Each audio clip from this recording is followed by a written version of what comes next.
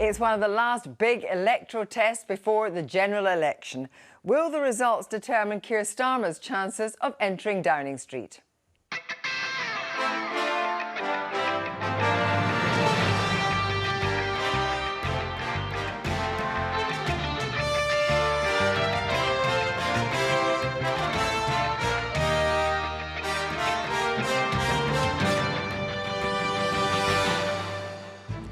Polls closed 30 minutes ago. Nick and election guru John Curtis are here to game the outcome.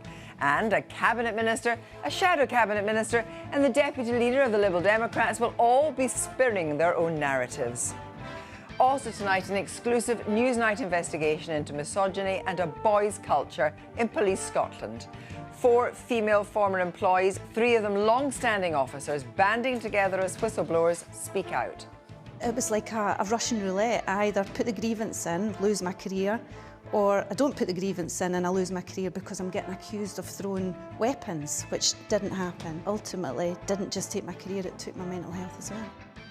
And January the 6th, 2021, the day that rocked America to its foundations. For awareness, be advised, there's probably about 300 Proud Boys. They're marching eastbound towards the United States Capitol.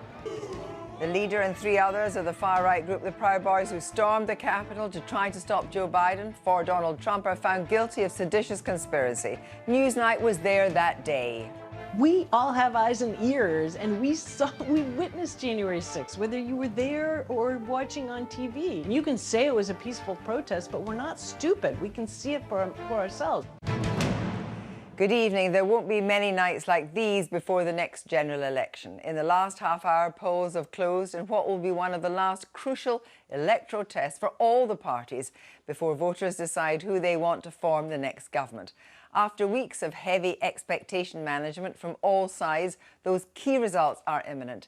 8,000 council seats are in play, and the last time these seats were fought in 2019, it marked a low point in the cycle for both the Tories and Labour. We'll speak to polling expert Sir John Curtis in a moment, but first, Nick is here.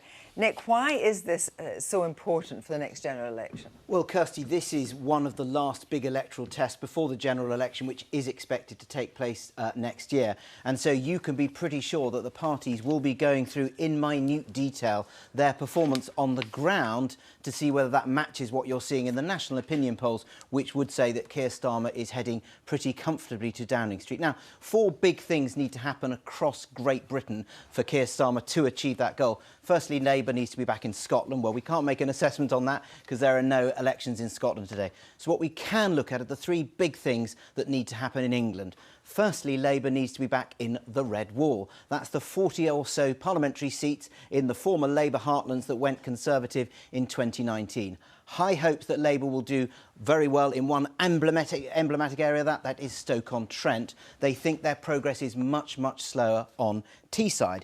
The next big challenge are the Tories in trouble in the Blue Wall. That's the more affluent home county